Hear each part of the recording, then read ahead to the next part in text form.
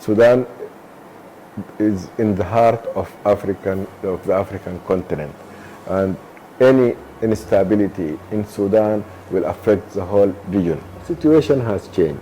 Yeah, most of Arab countries expressed their support to the situation and the stand of the government of Sudan, and expressed that Arab League is very keen to that Sudan can regain peace and stability. Haven't seen any differences in from any Arab countries.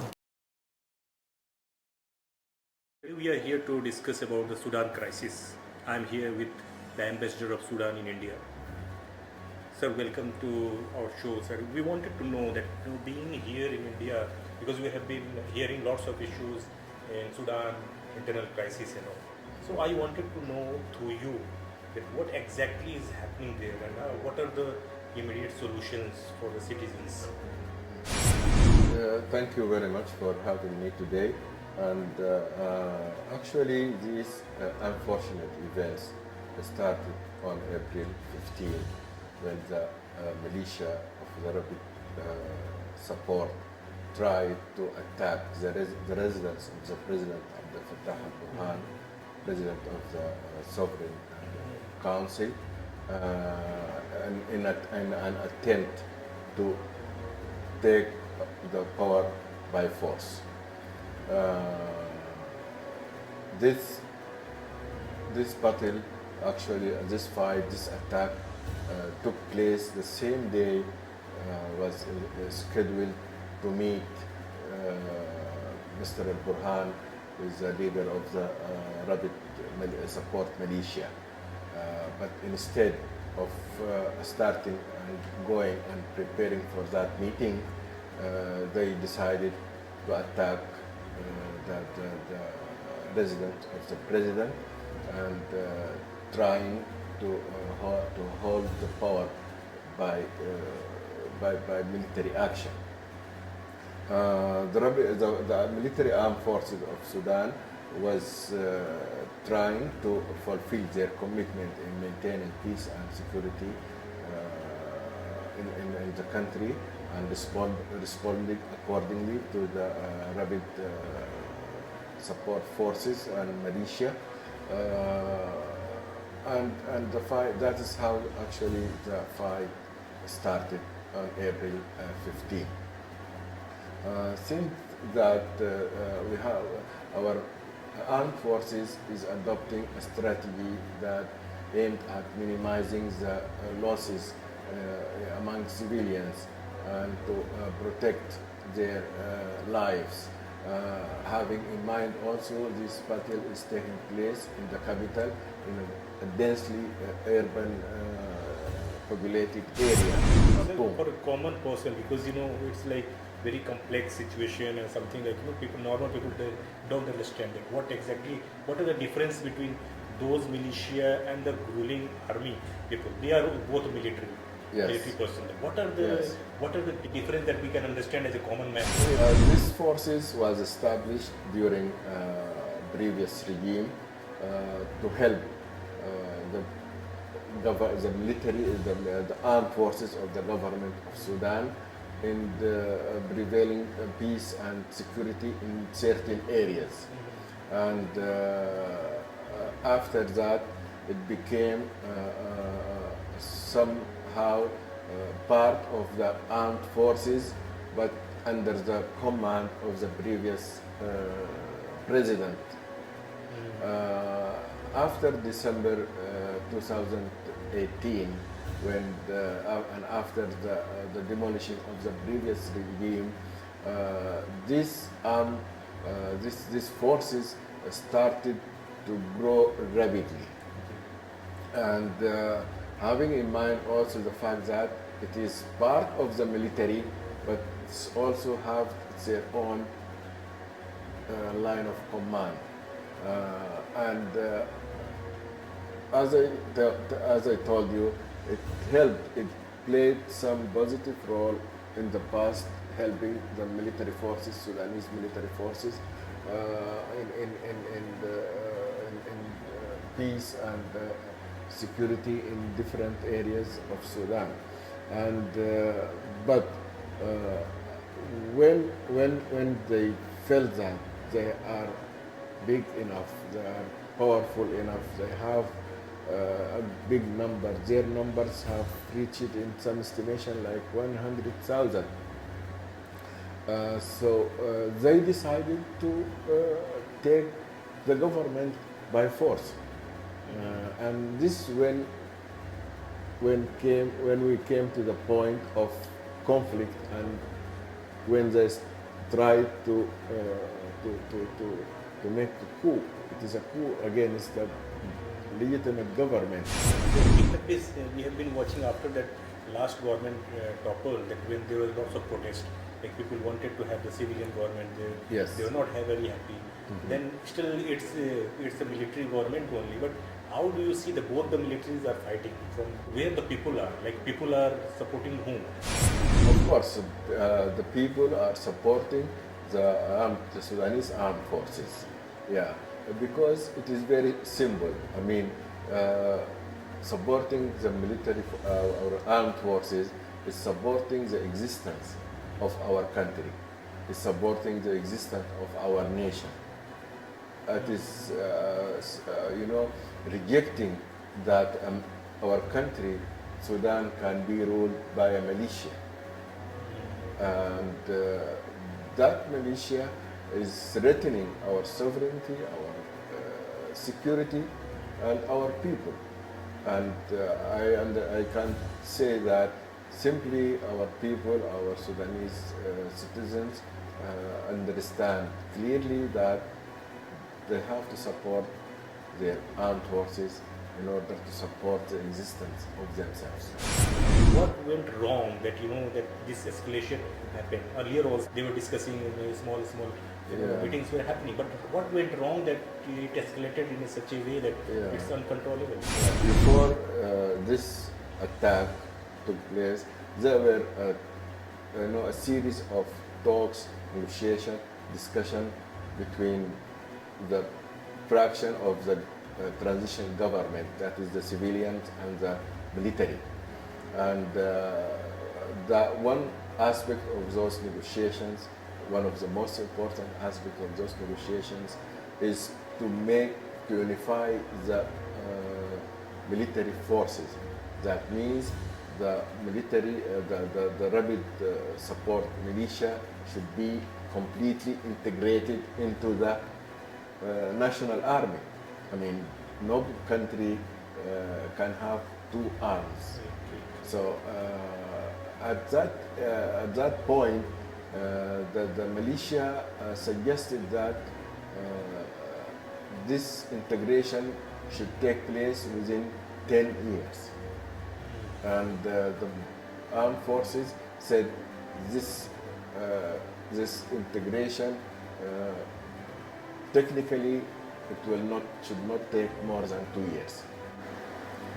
And I think this is the point where the previous negotiation collapsed, and also this reflects the intention, the ill intention of the militia of rejecting immediate or a quick integration in the armed forces, because they have this in mind, they have this plan that they want to control the whole government and rule in Sudan.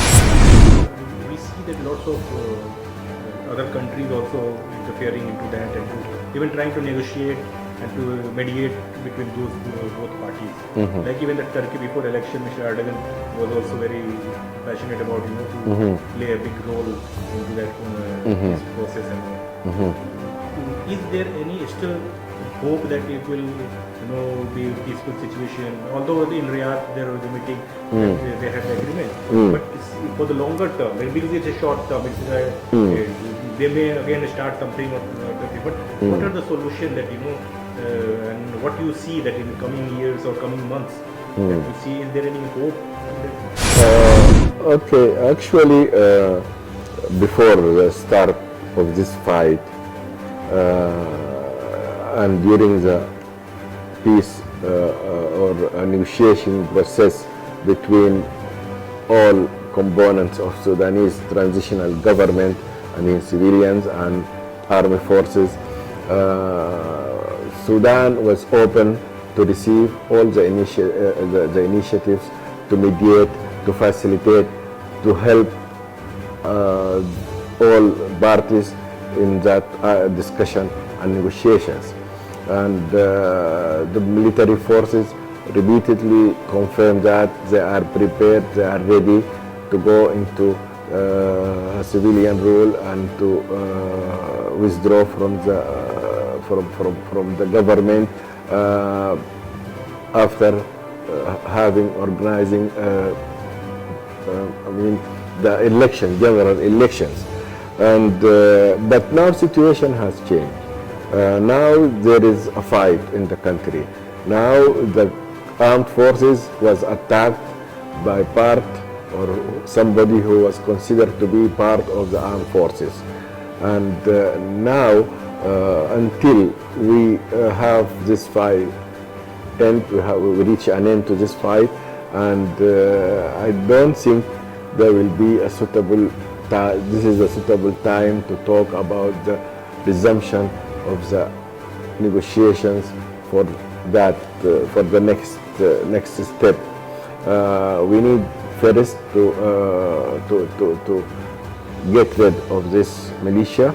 We need first to bring back peace and stability in the country, and after that I think our leaders are committed to facilitate and to be engaged in the negotiations, a dialogue that will include all Sudanese political fractions and parties and associations in order to reach or to arrange and prepare for the general elections. And that general elections, also our government will welcome any kind of supervision from our friends and from international organizations. Lots of Sudanese citizens also fled to Egypt, to Chad, the neighboring countries. Yes. So how do we build the confidence to bring them back? To be frank with you, it is not easy. I don't assume that it is easy. But it's the first step in bringing back our people and regain the confidence in the government is to have the upper hand on the fights taking place now in the country. When the Sudanese armed forces regain the whole place, I mean the whole area in Khartoum, in the capital, when they have control, when they bring back peace and security, at that time, naturally any Sudanese citizen will understand this is a stable and peaceful situation, and they will come back to their home. That how they are supporting the Arab world in this crisis?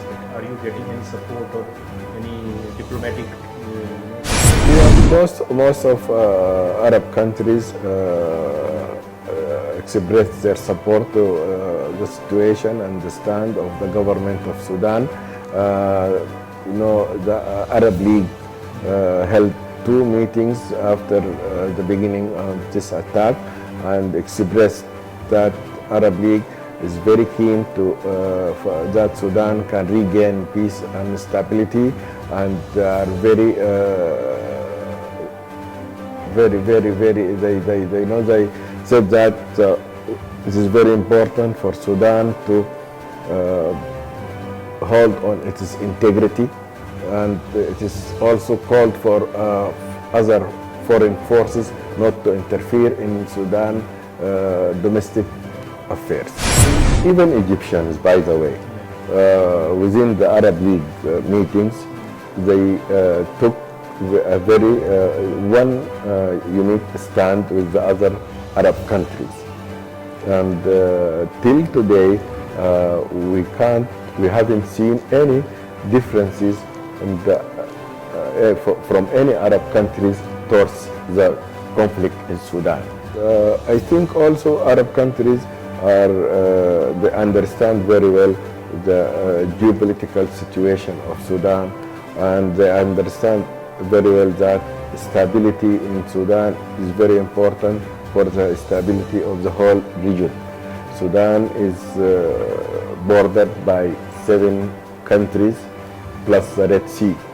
We have border with Egypt, Libya, Chad, Central Africa, Southern Sudan, Ethiopia, Eritrea, and the Red Sea.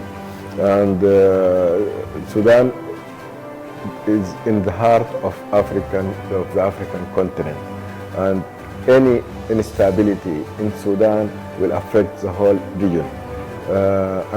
So I think because most of the countries, if not all, especially Arab countries, they understand the importance of stability and security in Sudan, and that's why they are very keen for that Sudan should regain stability very soon, and for that conflict not to be expand to spill over to other neighboring countries.